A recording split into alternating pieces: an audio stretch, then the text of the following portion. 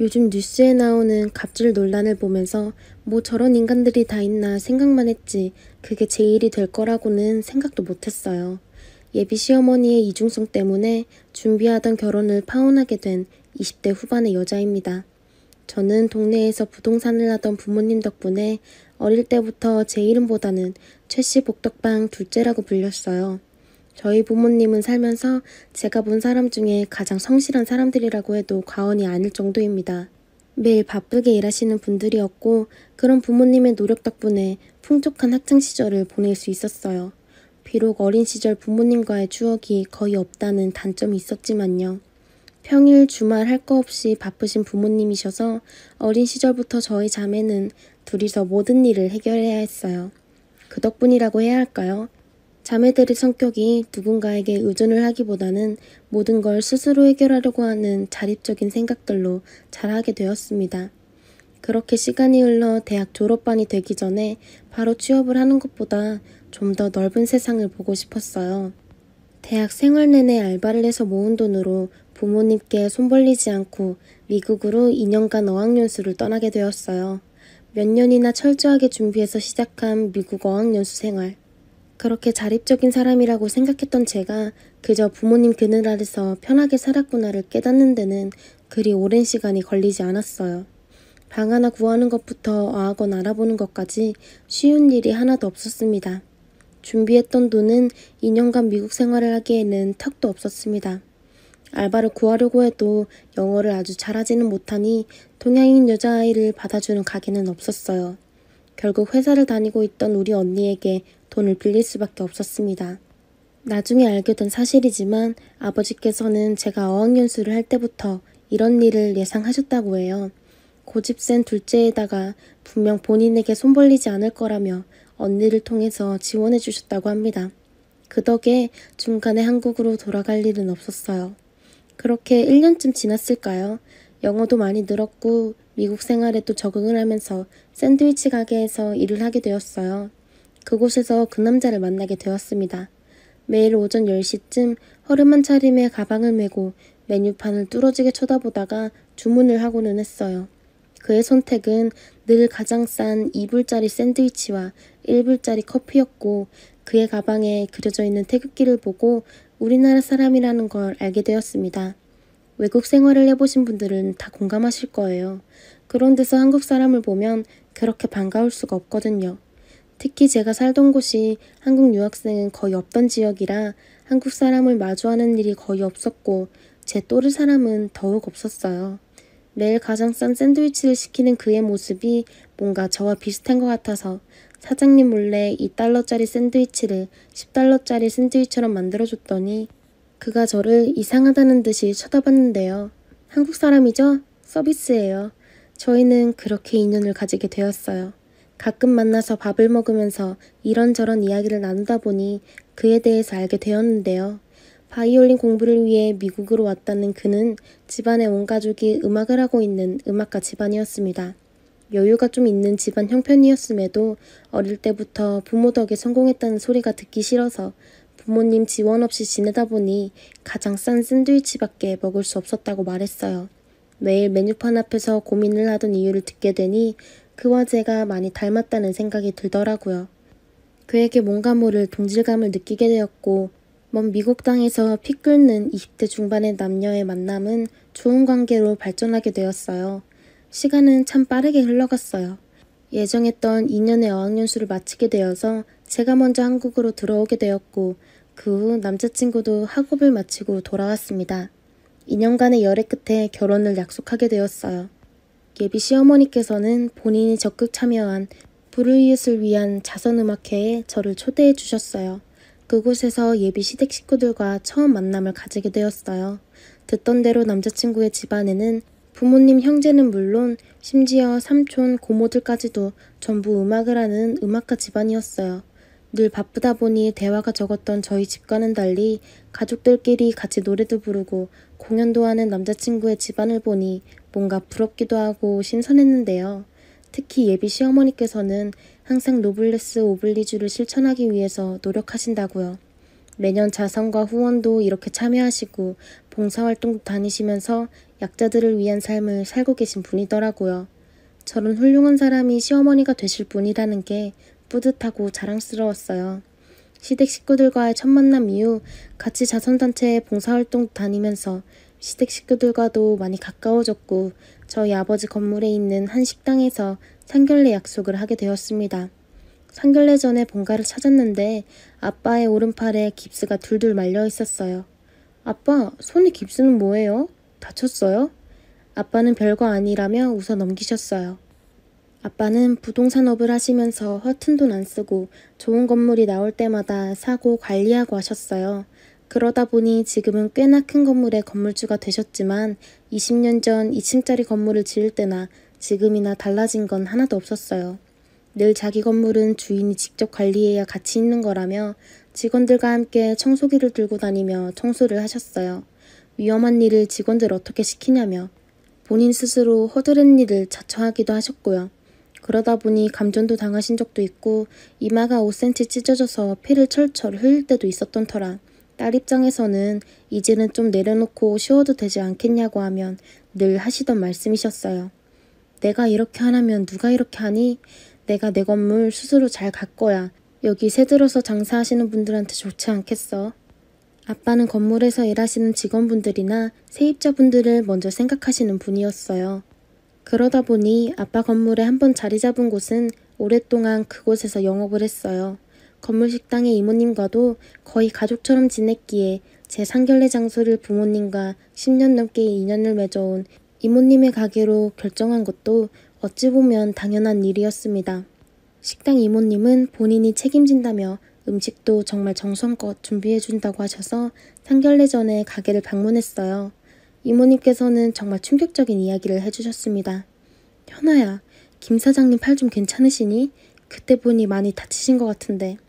아, 지금은 많이 나으셨어요. 아무튼 저희 아빠 그냥 좀 집에서 쉬시라니까 맨날 일하시다가 그렇게 다치시고는. 김 사장님이 말씀 안 하셨어? 그거 일하다가 다친 게 아니고. 이모님의 말씀은 정말 충격적이었는데요. 아빠는 일하다 다치신 게 아니라 건물에 있는 식당을 찾은 아줌마가 로비에서 본인 구두에 껌이 붙었다며 청소하고 계시던 직원분을 불러서 폭언을 했답니다.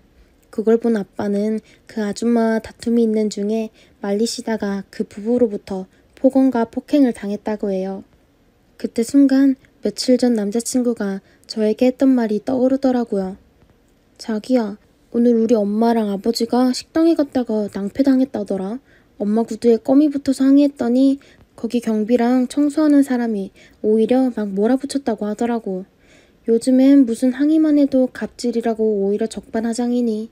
뭔가 불길한 기분이 들어서 당장 로비 CCTV를 확인했어요. 불길한 기분은 단지 기분만이 아니었습니다. CCTV 속 아빠는 비참하게 갑질당하고 계시던 청소하는 아저씨를 보고 중년의 여성을 말리고 계셨고 그 여자가 바로 예비 시어머니였는데요. 예비 시어머니께서는 자신의 구두에 껌이 붙자 경비원을 불러서 폭언을 쏟아부었어요. 그걸 본 아빠가 말리는 과정에서 예비 시어머니의 어깨를 잡게 되었고 그걸 가지고 예비 시어머니는 본인이 폭행을 당했다고 난리가 났더라고요. 버러지 같은 청소부가 누구 몸에 손을 대냐면서 폭언을 했고 예비 시아버지께서는 아빠를 내동댕이 치는 장면이었어요. 정말 CCTV 화면을 보고 나니 화가 나서 손발이 부들부들 떨렸습니다. 노블레스 오블리주 타령을 하면서 약한 사람들은 도와야 한다고 말했던 그 여자가 자기 구두에 껌 좀 붙었다고 경비 아저씨를 불러서 무릎 꿇으라며 소리를 치고 아빠에게 청소나 하는 버러지라며 청소부를 무시하고 갑질하는 모습을 보니 자선 행사를 하고 봉사활동 다니는 게 그저 남들에게 보여주기 위한 허세였을 뿐이라는 걸 알게 되었어요. 아빠가 어떻게 살아오셨는데 제 인생에 이런 인간들하고 엮일 수 없었습니다. 결혼을 엎어버릴 결심을 하게 되었는데요. 이모님께 이야기를 듣고 CCTV를 확인하고 하다 보니 상견례 시간이 1시간도 채 남지 않은 상황에서 아버지에게 갑질을 한 그 가식적인 인간들에게 사과는 받아야겠다는 마음이 들어서 상견례는 그대로 진행하게 되었어요. 사돈, 처음 뵙겠습니다. 이야기는 많이 들었습니다. 자수성가로 성공하신 분이라 그 우아하고 교양 있는 모습으로 저희 부모님께 인사하는 그 여자는 역시나 말끔하게 차려입은 저희 아빠를 못 알아보는 눈치였어요. 참 어이가 없더군요. 며칠 전에 버러지 같은 경비원에 청소부라고 부르던 인간이 옷 하나 바뀌었다고 자수성가하신 훌륭한 분이라고 사람의 외적인 모습만 보고 이렇게 태도를 바꾸는 그 여자의 모습을 보는 것만으로도 역겨웠어요. 저희 아빠 역시 놀라는 눈치였습니다. 아빠, 여기까지 오시게 해서 미안해요. 나 꼭 직접 사과받아야겠어요. 이 사람들은 역시나 못 알아보네요. 저희 아빠 못 알아보세요? 아가야, 그게 무슨 소리니? 사돈, 우리 뵌 적이 있던가요? 어디 골프 회원인가요? 어디서 뵌 적이 있기는 한데. 아줌마는 자기보다 잘나 보이는 사람들에게는 고개 숙이고 자기보다 못나 보이는 사람들한테는 갑질이나 하는 게 당신 모습이죠? 노블레스 오블리주? 지나가던 개가 웃어요. 순간 남자친구는 당황하고 제 말을 가로막았는데요. 자기야 무슨 말이야. 아줌마는 뭐고 갑질이라니. 우리 엄마가 언제. 한참을 생각하던 예비 시어머님은 뭔가 떠오르는 듯 말했습니다. 아, 그 청소부? 아니 부동산으로 성공한 분이라고 하길래 기대가 컸는데. 청소하는 사람이 너희 아버지니? 부동산으로 집에 돈 좀 있는 집이라고 결혼시키려 했더니 완전 사기꾼 집안이네. 잘못하다가 청소부 집안이랑 결혼시킬 뻔했네. 현수야 일어나라. 가자. 아줌마, 이 결혼은 당신이 없는 게 아니라 내가 없는 거예요. 며칠 전에 이 건물에서 그 난리를 피운 거 아니었어요? 머리가 있으면 생각을 좀 해보세요. 부동산으로 성공하신 분이 왜 여기서 청소를 하고 있겠어요? 이 건물이 우리 아버지 거니까. 본인이 직접 청소하고 관리를 한다는 생각은 안 해보셨어요? 살면서 사람 눈이 그렇게 파르르 떨리는 건 처음 봤어요. 이 건물의 주인이 저희 아빠라는 사실을 알게 된 예비 시어머님은 그 자리에서 마치 석고성처럼 굳어있더라고요. 저희 딸은 이미 결정한 것 같으니 저희는 먼저 일어나겠습니다. 아, 사돈, 우리가 잘못했습니다. 사돈인 줄도 못 알아보고 저희가 잘못했네요. 한 번만 용서해주세요. 결혼 몇 달 앞두고 이렇게 엎어버리면 어떡합니까? 애들 봐서라도 제가 무릎이라도 꿇을게요. 갑자기 식당을 나가려는 아버지의 바지가랑이를 잡고 매달리셨습니다. 정말 아빠 건물 앞에서는 교양도 자존심도 다 버린 듯해 보였어요. 남자친구는 다 체념한 듯 고개를 푹 숙이고 있었어요. 얘야, 아무리 화가 나더라도 결혼도 얼마 안 남았고 이렇게 결혼을 없니? 너희 아버지한테 말 한번 잘해주렴. 내가 큰 실수했다. 내가 그 청소부가 너희 아버지인 줄 알았으면 그렇게 했겠니? 나도 몰랐으니까 그런 거 아니겠어? 그 여자는 아직도 자기가 뭘 잘못한지 깨닫지도 못하는 듯 했습니다. 떨어지라고 밀어봐도 아버지의 바지가랑이를 계속 붙잡고 있길래 식전에 나온 호박죽을 그 여자 머리에 엎어버렸어요. 이게 뭐야? 호박죽이 얼굴에 흘러내리는 꼴을 보니 참 그 여자의 진짜 모습인 것 같더라고요. 아직 뭐가 잘못됐는지를 모르네. 당신은 청소하는 사람들한테는 그렇게 해도 된다고 말하는 거예요? 그리고 당신들은 당신 아들 결혼 걱정할 때가 아니야. 당신들이 우리 아빠를 어떻게 했는데 바닥에 내팽개쳤다면서. 폭행죄로 고소했고 CCTV 다 확보해놨으니까 경찰한테서 연락할 거야. 솔직히 남자친구에게는 조금 미안하지만 어릴 때부터 부모님이 건물에서 일하시는 분이나 상가분들에게 하는 행동을 보고 자란 저로서는 그런 행동을 하는 인간들을 이해할 수도 이해하고 싶지도 않았거든요. 파혼 후에 아버지 폭행건으로 고소를 진행했어요. 기본적인 예의도 없는 인간들 얼굴 한번 내비치지 않고 전화 한두 통해서 합의를 해달라고 하더군요. 아빠는 저걸 인간이라고 사돈 안 된 게 다행이라며 그런 푼돈 필요 없으니 그 여자한테 폭언을 들은 경비원 아저씨한테 무릎 꿇고 사과를 하면 합의를 해주겠다고 했습니다. 그 여자는 어떻게 자기가 그딴 청소부랑 건물 관리인한테 무릎을 꿇으라는 거냐며 여전한 모습을 보였는데요. 뭐 그렇다고 자기들이 어쩌겠어요. 폭행죄로 빨간 줄 생기기는 싫었는지 경비원 아저씨에게 와서 결국 무릎 꿇고 사과를 하더라고요. 통쾌하기 그지없었어요. 한편으로는 아저씨 앞에 무릎 꿇고 있는 그 모습을 보고 있자니 왜 저렇게 사나 싶었습니다. 살면서 저희 부모님이 막연하게 성실하신 분이다 라는 생각만 했었는데 내가 살아도 부모님처럼 못 살 것 같다는 생각이 들 정도로 훌륭한 분이시더라고요. 그들이 거창하게 직업도로 내뱉던 노블레스 오블리주를 아무렇지 않게 실천하시는 분이 저희 부모님이었으니까요. 엄마 아빠가 살아오신 길 제가 더럽히지 않도록 정신 똑바로 차리고 살아야겠습니다. 제 이야기 들어주셔서 감사합니다. 항상 행복하세요. 안녕하세요. 저는 50대 후반의 여성입니다. 어렸을 때부터 저는 돈 때문에 참 한이 맺힌 게 많았습니다. 누군들 안 그럴까 싶지만 저는 특히 치가 떨릴 정도였어요. 저에게 돈이라는 것은 참 멀고도 먼 이야기였습니다. 어릴 때를 돌이켜보면 저희 집은 가진 게 너무 없었던 집이 아니었어요. 막노동을 하시던 아버지는 항상 비만 오면 허리가 아프다고 하셨고 저희 어머니는 매일 부업일하면서 시장에 나가 돈을 벌어오셨어요. 그러다 어머니가 암에 걸리셨는데 집안에 돈은 당연히 없었고 보험료조차 들어놓은 것이 없어서 어머니가 고통을 받다가 돌아가시는 것을 그저 곁에서 지켜볼 수밖에 없었습니다. 결국 어머니가 돌아가시고 난 뒤 그때부터는 집안의 어머니 역할을 대신하게 된 건 바로 저였습니다. 아버지의 오빠는 하나도 변한 것이 없었고 저 혼자 엄마 몫까지 다 해나가야 했습니다. 아버지는 그렇게 엄마를 떠나보낸 지 2년이 되지 않아 어디서 애딸린 새엄마라는 여자를 데려왔는데 그 여자는 중학생이던 저와 오빠를 그렇게 자기 자식과 차별하면서 키웠습니다. 돈은 10원 하나 벌지도 않으면서 돌아가신 저희 친엄마와 다르게 어찌나 잘 쓰는지 나중에는 저희를 제외하고 맛있는 음식 먹는 걸 당연하게 생각할 정도였습니다. 그 뒤로 아버지도 제가 그렇게 새엄마한테 차별받는 걸 당연하게 여기셨고요. 그나마 오빠는 장남이라 그런 것이 좀 없었어요. 그런 힘든 상황 속에서 20살이 되고 나서 저는 공장에 나가 돈을 벌어야 했고 거기서 벌어서 모은 돈은 새엄마가 생활비라는 명목으로 가져갔고 심지어 제 돈을 친정에도 보낸 걸로 압니다. 제가 그 부분을 참다가 도저히 이건 아닌 것 같아서 나를 잡고 따지고 들자 어디 딸년이 부모한테 대들냐며 아버지한테 맞게 되고 저에게 친정은 없는 이만 못한 존재였습니다. 그렇게 제가 못 배우면서 살아오다 보니 딱 제 수준의 남편을 만났던 것 같네요. 같은 공장에서 일하던 남편은 순박한 인상을 가졌고 착해 보였습니다. 사람이 좋다는 이야기를 많이 듣던 그 남자의 성격만 바라보고 결혼했는데 알고 보니 이 인간은 술만 먹으면 개가 되더라고요. 처음 그것을 알았을 때 이혼하라는 지인들의 말에도 그 당시에는 이혼이라는 것은 꿈도 못 꾸던 시절이었고 특히 저희 친정이 저를 버리다시피 한 거라 제가 시집갈 때도 단돈 한 푼도 안 주고 오히려 저에게 한다는 소리가 지금까지 키워준 값을 받아야겠다고 하던 인간들이었습니다. 저는 너무나도 억울해서 제가 지금까지 벌어서 가져다 준 돈들 중에 일부분이라도 조금 달라고 했더니 아버지는 어디서 빚을 내서 3천만 원을 가져다 주실 정도였어요.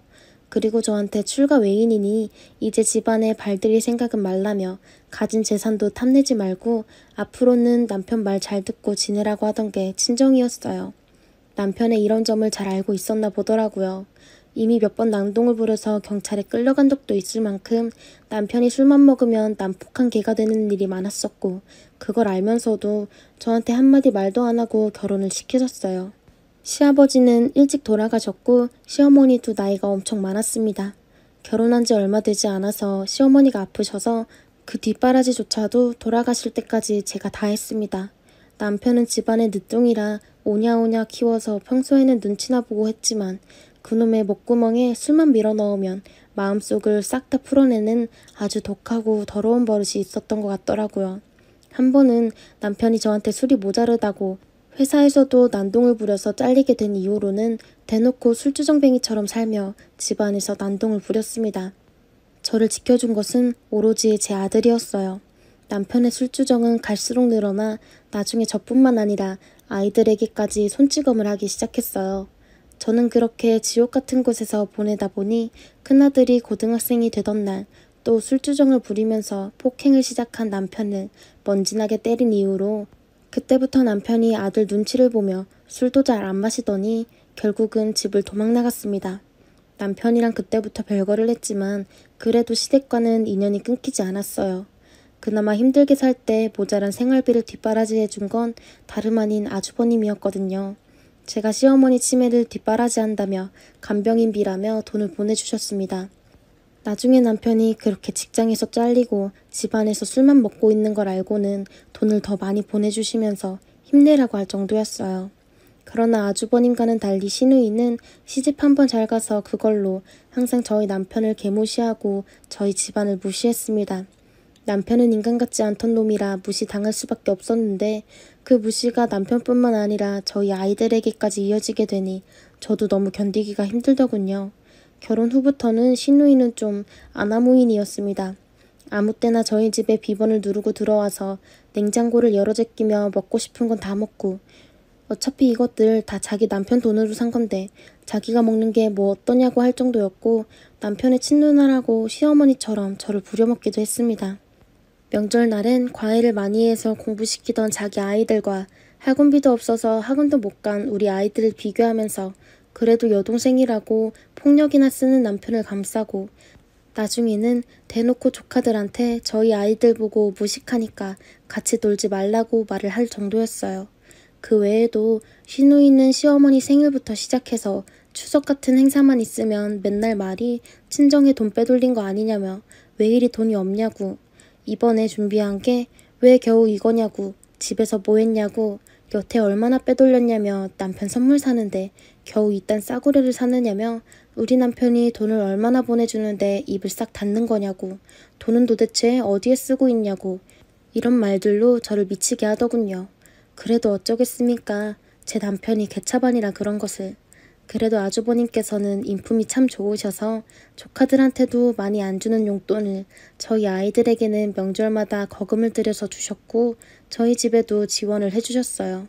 그리고 남편이 고등학생인 제 아들에게 두들겨 맞거나 하면 그때부터 신우가 와서는 저희 아들에게 호로자식이니 뭐니 하면서 난리를 쳤고 앞으로 저보고 돈 받을 생각은 꿈도 꾸지 말라고 했지만 아주버님께서는 저에게 계속 돈을 보내주시면서 제가 선물도 사서 보내드리려고 하면 됐다고 하셨어요.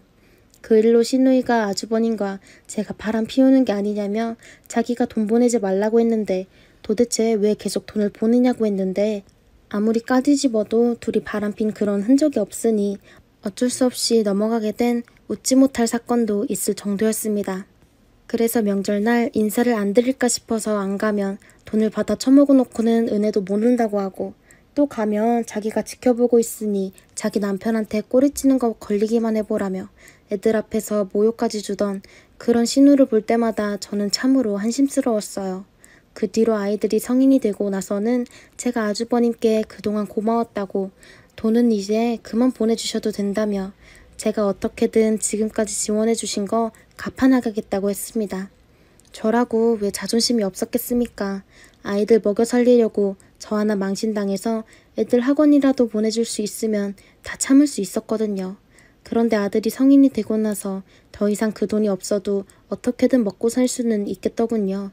그래서 매달 소액이라도 갚으려고 하니 돈을 받지 않으려고 하시는 아주버님 덕분에 저는 그동안 지원받았던 돈을 모두 계산해서 한 번에 갚으려고 했어요. 하지만 애들 학창시절 당시에는 지원을 안 받으며 먹고 사는 게 더 힘들었습니다. 남편이 하도 사고 쳐놓은 것들이 많아서요. 저희 애들은 학교를 다니면서 메이커 옷 한번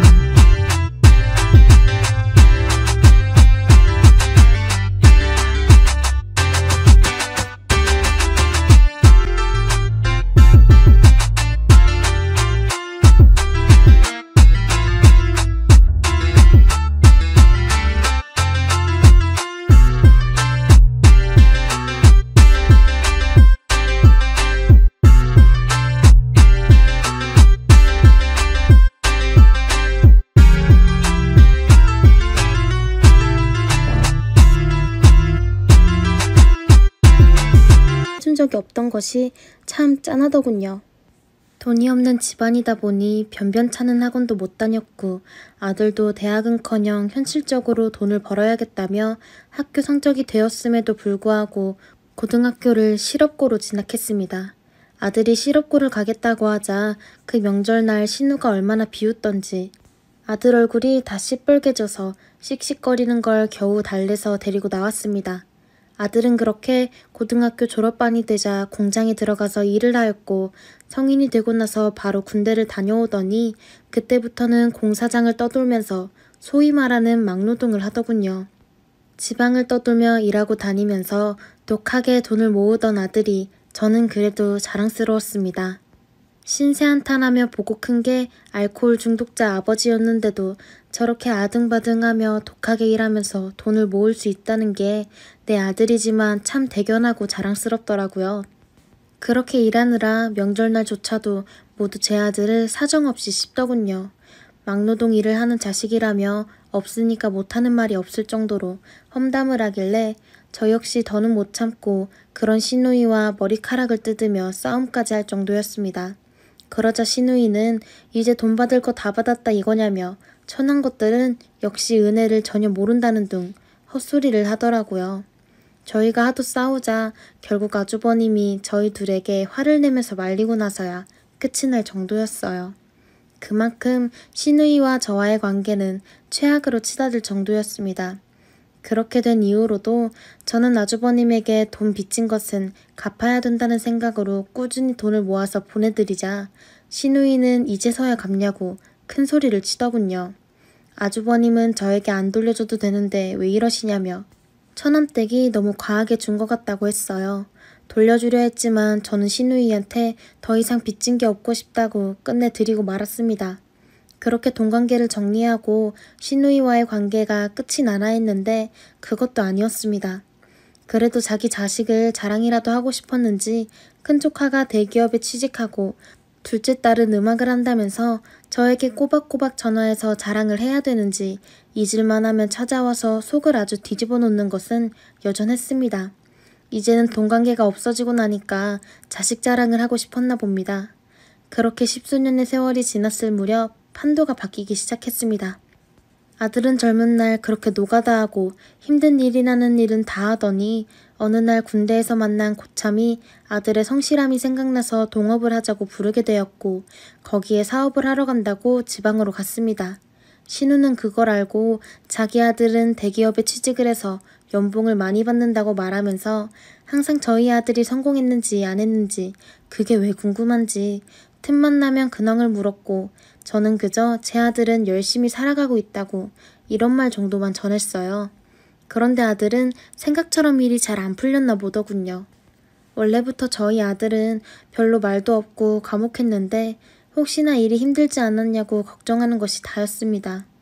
아들이 지방에 있다 보니 본가에 올라오는 시간도 부족하다며 오로지 일만 하던 아들이 일을 핑계로 둘러대는 줄만 알았습니다. 그렇게 어느새 1년이 지나서 저희 아들은 명절날 신우랑 다 같이 모여있는 집에 당일날 올라오겠다고 하더군요. 신우는 돈도 못 버는 게 벌써부터 겉멋만 들었다는 식으로 비아냥거렸고 아들은 들어오자마자 그 소리를 듣더니 신우를 보고 피식 웃더군요. 조카들도 신우를 닮아서 자랑이라며 말하고 있자 아들은 한참을 듣고 있다가 말을 하더니 신우를 얼어붙게 만들었습니다. 고모, 제가 유치해서 이런 짓은 안 하고 싶었는데 하도 들은 것이 저도 한번 이번에 유치한 짓 좀 할게요. 오늘 보니 굳이 고민한 내가 바보 같을 정도네 라고 말을 하더니 통장을 하나 꺼내서 제가 아니라 신우한테 건네더군요. 신우는 그 통장을 보더니 얼굴이 하얗게 질리더군요. 그러면서 아들이 저에게 엄마, 저희 이제 집 사서 당장 이사 가자고 돈 엄청 많이 벌었다고 말하더니 통장을 넉넉히 보고 있는 시누이에게서 아들이 통장을 뺏어서 저에게 넘겼습니다. 통장 속에는 무려 10억이 넘는 돈이 들어있더군요. 4년 넘게 계속 돈이 안 돌아서 모든 것이 어긋나 큰 돈을 계속 못 모았는데 2년 정도 전부터 정말 상상했던 것보다 훨씬 더 좋게 일이 풀렸고 자기가 회사 지분이 좀 들고 있어서 사장이 이만큼 배당을 해줬다며 앞으로 돈을 더 벌 것 같다고 그리고 오늘 타고 온 자동차도 사장이 그동안 정말 고생했다며 외제차를 사준 거라고 말하더군요. 그러면서 저희 아들은 큰 조카에게 형, 월급 얼마 번다고? 연봉 6천, 7천? 고생 좀 더 많이 해야겠어. 라며 껄껄 웃더라고요. 순간 분위기가 완전 싸해져서 어두워지자 아들은 우리가 여기 있어봐야 분위기만 더 안 좋을 것 같으니 우리는 집으로 돌아가자며 저와 자기 여동생을 데리고 나왔습니다. 저희가 나갈 때까지 신우네는 아무 말도 못하고 어버버 거리는데 진짜 수십 년을 쌓아왔던 감정이 확 뚫리는 것 같더군요. 그러면서 아들은 이제야 자기가 효도할 수 있어서 죄송하다고, 사실 진짜 성공하는 게 마음처럼 쉽지가 않아서 몇 년 동안 밤잠을 설치며 열심히 일을 했는데 실패에 실패를 거듭해서 정말 한 달 먹고 살기조차 힘들었다고. 그런데 7.8기라는 마음으로 회사 대표와 의기투합해서 계속 시도하고 또 시도하니 결국은 성공한 것 같다고. 성공이 언제까지 갈지는 모르겠지만 그래도 지금은 돈 좀 만질 수 있을 것 같다면서.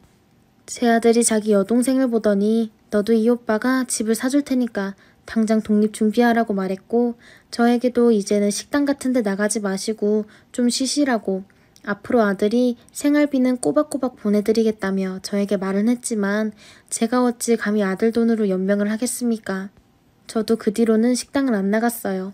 아들이 저에게 나중에 이러다가 엄마 앞으로 나갈 거라고, 지금도 몸이 성하지 않을 텐데, 하지만 이렇게 해야 엄마가 마음이 편하겠다면 무리하지 않는 선에서 일하시고 엄마가 가고 싶은데 가시라고 말하던 과분한 아들이네요. 신우는 그 이후로 제 아들과 이사한 집에 집들이도 오지 않고 신기하게 심심하면 자기 아들 근황 알려준다고 전화 오던 그 여자가 지금은 아예 연락조차 없습니다. 제가 이제는 먼저 연락해서 이사했다고 말을 해도 반응이 밋밋하고, 명절이라고 찾아가겠다고 연락하면 자기들이 갑자기 여행이니 뭐니 하면서 저를 회피하는 것을 보니 참 웃기기만 합니다. 예전에 저희 아들 보고 고졸에 노가다 다니면서 평생 그렇게 험하게 살 인생이라고 비아냥거리더니 신우이가 이제는 그런 아들 때문에 저러고 있는 걸 보니 감회가 새롭네요. 안녕하세요. 저는 30대 초반 여자입니다. 너무 화가 나는데 하소연할 곳도 없고 제가 자주 눈으로만 보는 이곳에 글을 쓰네요. 어디부터 써야 할지 모르겠지만 최대한 사실대로 써볼게요. 제가 정말 이상한 건지 말해주세요. 저는 결혼 4년 차, 아직 아이가 없습니다. 집 대출 갚고 여유자금으로 2억 모을 때까지 아이를 낳을 생각이 없습니다. 어릴 때 조금 가난하게 자란 게 트라우마가 되어서 제가 키울 수 있는 조건이 되면 낳고 싶어 신랑과 6년간 미친 듯이 벌고 아껴 쓰다며 모으는 중입니다. 결혼할 때 양가 부모님 도움이 없었고 시댁에서 도와줄 수 없다기에 저도 저희 부모님 도움 안 받아서 좋다고 찬성을 했습니다. 저희가 결혼하고 얼마 되지 않아 신우이 남편이 사업을 하다가 집도 날리고 빚도 졌지요. 현재 신우이는 원룸에서 세 식구 거주 중이며 수입이 250 정도라 많이 빠듯한 건 알고 있습니다. 그래서 늘 시부모님 생신 때에 외식을 하게 되면 밥값을 저희가 다 냈습니다. 시아버지 남편, 신우 남편, 시댁 식구 대부분은 한 덩치를 하고요. 보통 사람 이상으로 많이 먹는 편이에요. 예를 들어 돼지갈비집에 가면 보통 2명이 3인분을 먹으면 배가 부르잖아요. 근데 언급한 4명은 1인당 3인분을 먹어도 된장찌개에 냉면까지 풀로 먹어야 배가 부르다고 합니다. 저렇게 잘 먹는 사람은 사실 주위에서 잘 보지 못해서 저렇게 먹는 게 너무 신기하네요. 잘 먹는 걸 까고 싶진 않습니다. 신랑이 저랑 둘이 있을 때 밥 먹을 때 딱히 식탐을 부리는 것도 아니고요. 하지만 확실히 식대가 남달라요. 일반 돼지갈비찜 1인분 15,000원인 집에 가면 성인 6명, 아이 1명, 15만원 정도에 끝낼 것도 거의 30만원 가까이 찍습니다. 그리고 저번 달 구정 때 그 없는 형편의 신우가 둘째를 임신한 사실을 알게 되었습니다. 어떻게 살아가려고 하는지 제가 다 걱정이 되지만요. 그런데 어머니가 다음 달 본인 생일에 신우가 대게를 먹고 싶어 한다고 말씀하시길래 어머니 생신에 왜 신우라는 생각이 들었지만 한번 알아보겠다고 했죠. 미리 말씀드리면 저는 대게집을 가본 적이 없어서 가격 감이 없었습니다. 시세에 따라 어마어마해진다는 걸, 아니 기본적으로 후덜후덜하다는 걸 그때는 몰랐어요. 진작 알았다면 거절했을 텐데 말이죠. 저 포함 친정 식구들이 대게를 크게 좋아하지도 않고 외식하면 주로 고기나 한정식 정도인데요. 그래서 동료 중에 맛집을 자주 다니는 친구가 있어서 대게집 괜찮은 곳도 물어보고 블로그에 쓰여진 글도 보고 가격을 알아봤는데 생각했던 것보다 훨씬 비싸더라고요. 1kg에 55,000원 이상을 보고 엄청나게 고민을 했습니다. 저랑 시어머니, 신우 아들 셋이 1kg 잡고 4명은 각각 2kg 이상 먹을 테니 2명 3kg 잡아서 4명 6kg 하면 총 8kg, 5.5만원씩만 잡아도 44만원이 나옵니다. 그 외에 밥 같은 걸 추가하면 50만원은 그냥 찍겠더라고요. 한 끼에 50만원이라니 정말 아까웠습니다. 마음 같아선 회를 한 상자 사서 한가득 주고 싶을 정도로 이걸 어쩌나 싶었지요. 저는 4년 가까이 아끼고 살던 게 습관이 되어서 그런지 돈 10만원에도 엄청나게 심사숙고하는 편입니다. 이리저리 알아보고 더 싼 곳은 없나 비교해가며 제가 계속 가는 걸 망설이니 신랑이 본인 연차 수당 나온 걸로 살 테니까 걱정 말라고 하더라고요. 그래서 제가 경조사비 따로 모아놓은 통장에서 30만원 될 테니 오빠는 20만원만 보태라고 했죠. 신랑은 월 기름값 포함 용돈 30만원 받아요. 대신 연차 수당 같은 경우에 본인이 열심히 일해서 받는데 기본급이랑 성과금은 저축하고 연차 수당은 100% 다 용돈 통장으로 주거든요. 직장 다니시는 분들은 아실 거예요. 기름값 포함 30이면 정말 적은 돈이라는 거. 근데 저도 출퇴근 지하철로 하고 있고 용돈 20만원 정도라 신랑이 크게 불만은 안 했습니다. 연차 수당 4년 동안 안 쓰고 얼마나 모았길래 저렇게 멋지게 50만원을 준다 하지 생각하며 용돈 통장 계좌를 보니 그렇게 많지 않더라고요. 거래 내용을 눌러보고 솔직히 좀 그랬습니다. 최근 1년 거래 내용을 보니 시어머니께서는 50만원씩 석 달에 한 번, 신우에게는 짧게는 일주, 길게는 한 달 간격으로 10만원, 20만원씩 보내주고 있더라고요. 기분이 썩 좋지는 않았지만 본인 용돈으로 보내준 거이기 때문에 크게 문제 삼지 않았고 신랑에게 어머니랑 신우이한테 돈을 계속 주고 있었느냐고 물으니 어머니는 자꾸 용돈 달라고 전화와서 드린 거고 신우는 빌려준 거라고 하네요. 하지만 신우이는 아직 빌려가기만 하고 갚은 적이 없습니다. 신우이는 시부모님께도 월 60만원 이상 받는 걸로 아는데 저희 집에서도 받았네요. 신우이를 자주 보는 건 아니지만 볼 때마다 가방이 신상이고 그런 걸 보면 무슨 생각으로 사나 싶기도 해요. 옷도 그렇고 신발도 그렇고 없다 없다 하면서 부모님께 받은 돈으로 사치를 부리는 건지 모르겠습니다. 시부모님 역시 넉넉하진 않습니다. 아버님이 벌어오시는 걸로 생활하시는데 그 적은 월급에서 아가씨가 매달 손을 벌리나 봐요. 시어머니가 자주 신랑에게 하소연하면서 용돈 좀 달라고 하나 봅니다. 신우이한테 용돈 주는 시부모도 문제고 그걸 또 아들한테 달라고 해서 메꾸고 이렇게 돌아가는 것 같습니다. 근데 그건 본인들 문제고 저는 최근에 알게 됐고 제 살림에 피해주는 건 아니라 넘어갔었습니다. 아무튼 토요일 저녁에 대게집에 갔습니다. 바로 잡아서 키로 달고 삶아주는 곳이라 마지막까지 흥정을 열심히 했고 그날은 1kg에 54,000원이고 큰 걸로 해서 8kg에 바닥가재 3마리와 대게 1마리 서비스를 받았습니다. 제 딴에는 어머니 케이크값 3만원에 게딱지 밥이랑 음료 마셨다고 50만원이라 나름 만족을 했습니다. 문제는 여기서부터입니다. 대게를 먹는 도중에 게딱지 밥을 주문했고 친구한테 전화가 왔는데 식당에 손님이 많아 화장실 가서 통화를 했습니다. 친구 결혼하는 전화라 짧게 통화를 하려고 했지만 10분 정도 했어요. 그리고 자리에 와서 게딱지 밥을 먹으며 이런저런 얘기를 하고 있는데 갑자기 새로 찐 대게 2접시가 오는 겁니다. 킹크랩이라고 하네요. 제가 신랑 보고 뭐냐고 물었어요. 그러니까 시어머니가 옆에서 추가로 조금 더 시켰다고 하시네요. 신우가 더 먹고 싶어 한다. 땡서방도 잘 먹더라고 그러시더라고요. 돈 내는 사람은 따로 있는데 눈치도 없이 다들 잘 먹는다고요. 진짜 그 자리에서 처음 혼자 넋놓고 있었습니다. 딱 봐도 아까랑 양이 비슷하길래 몇 킬로인데요 물으니 7kg라고 합니다. 7kg가 조금인가요? 너무 화가 나서 킹크랩인지 대게인지 남편 포함 시댁 식구들 얼굴에 던지고 싶었네요. 아니 상식적으로 개뿔도 없는 사람들에게 50만원씩 먹여놨더니 그게 모자란다고 상의도 없이 1, 2만원 하는 것도 아닌데 자기들 마음대로 추가할 수가 있나요? 비싼 만큼 적당히 먹으면 되지 무슨 밑빠진 독이 따로 없고 짜증이 솟구쳤습니다. 갑자기 내야 할 50만 원도 너무 아깝고 50만 원 허무하게 버린 기분?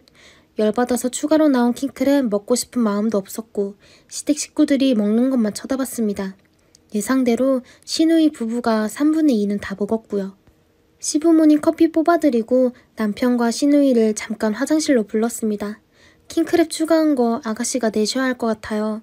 오빤 이거 오늘 밥 다 내는 거 아니에요. 50만 원 계획 잡고 왔는데 저한테 허락도 없이 30만 원 넘게 추가하면 어떡해요. 시누이와 남편 둘 다 닥치고 있더라고요. 엄마나 오빠가 괜찮다고 하길래 신랑 쳐다보며 허락했냐고 쏘아붙이니 임신도 했고 더 먹고 싶다길래 신랑이 제일 열받았어요. 열받아서 막말이 나왔어요. 누구보다 내가 엄청나게 고민한 거 알면서 당신 돈 많아? 연차 수당 믿고 그러나 본데 앞으로 연차 수당 다 안 줄 거야. 연차 수당으로 내든지 마음대로 해봐. 그리고 추가금 내는 순간 끝이야. 그런 줄 알아. 하고 남편한테 삽시간에 퍼붓고 시누이한테 말했습니다. 아가씨, 임신해서 되게 먹고 싶다고 한 거 들었어요.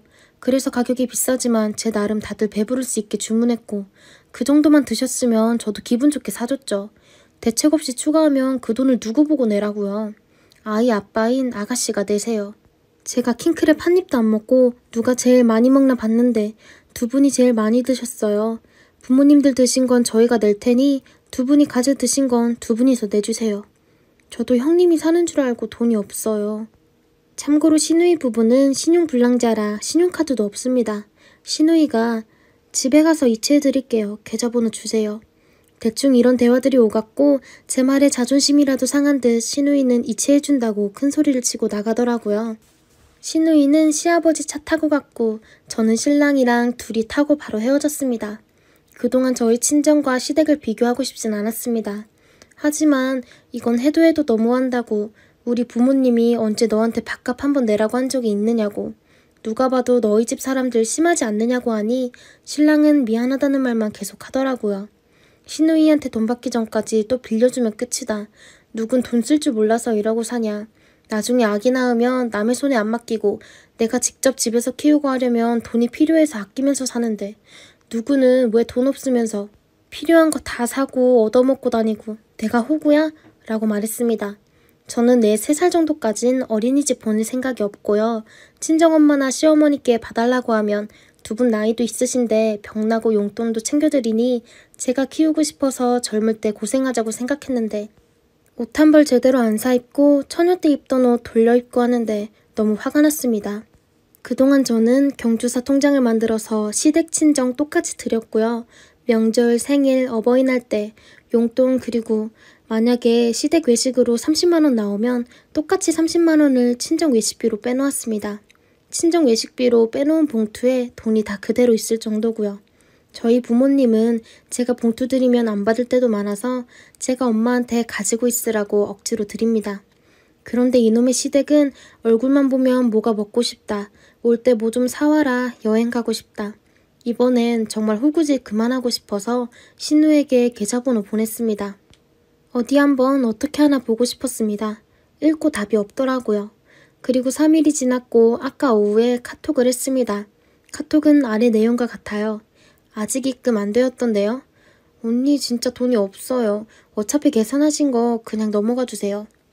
아니 그날 식당에서는 집에 가서 당장 이체해줄 것처럼 화내놓고 3일째 연락도 없다가 이제 와서 없다고요? 진짜 배째라는 것도 아니고. 어차피 엄마 생일이라 먹은 건데 오빠랑 언니는 돈도 잘 벌면서 왜 자꾸 그래요. 저희 진짜 돈 없어요. 돈도 없으면서 그 비싼 킹크랩 추가로 시켜요? 그것도 저 화장실 간 사이에. 먹은 사람들이 누구예요? 아가씨랑 고모부가 다 먹었잖아요. 지금 바로 이체해주세요. 그리고 저희가 돈을 얼마 벌든 얼마 쓰든 우리가 결정하는 거고 한 끼 식사에 50만 원도 과하다고 생각했는데 85만 원이 말이 되나요?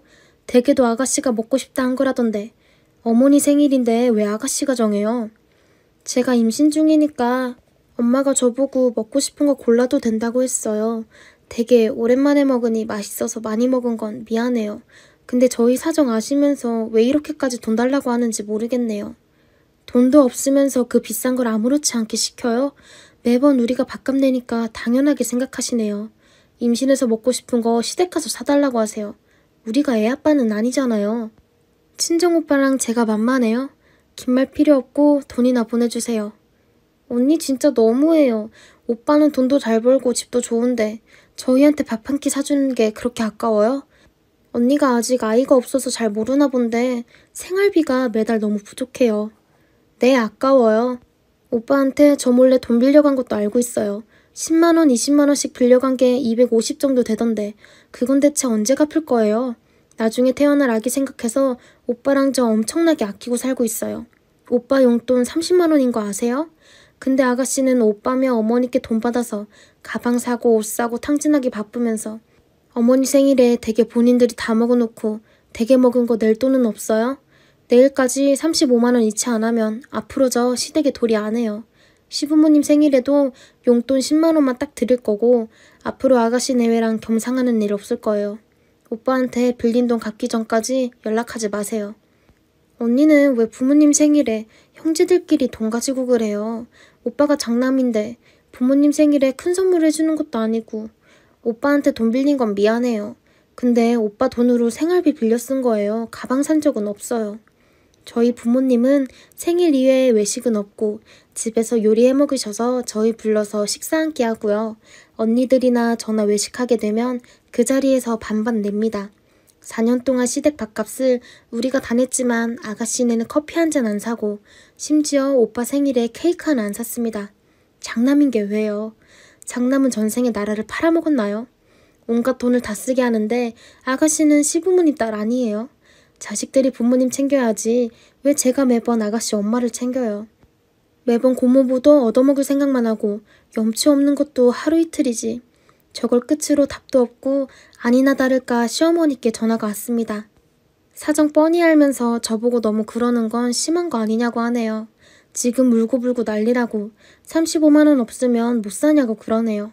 진짜 울고 싶은 사람은 저인데 일반 서민들이 5년 동안 죽어라 일하며 숨만 쉬고 살아도 모으기 힘든 돈이 2억인데 아기 잘 키우고 싶어서 4년 동안 대출금 갚으면서 적금 만기되는 낙으로 살았고 아직 목표 금액 만들려면 2년 넘게 악착같이 살아야 하는 우리는 안 불쌍하냐고. 아가씨가 돈이 없든 저는 꼭 받아야겠다고 하니 시어머니가 그 돈 본인이 보내줄 테니 한 번만 그냥 넘어가자고 하네요. 시어머니가 저렇게까지 말을 하니 참나 신우 편드는 시어머니 제가 뭐라고 할 수가 있겠나요?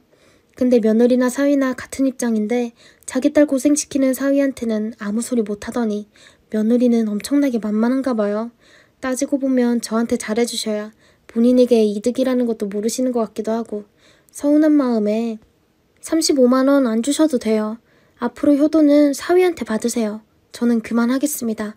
하고 전화를 끊었습니다. 어머니랑 전화 끊고 신우 카톡이랑 녹음한 거 신랑에게 들려주면서 말했습니다. 내가 너희 집에 며느리 도리하는 건 절대 없을 거다. 그게 싫으면 언제든지 말해.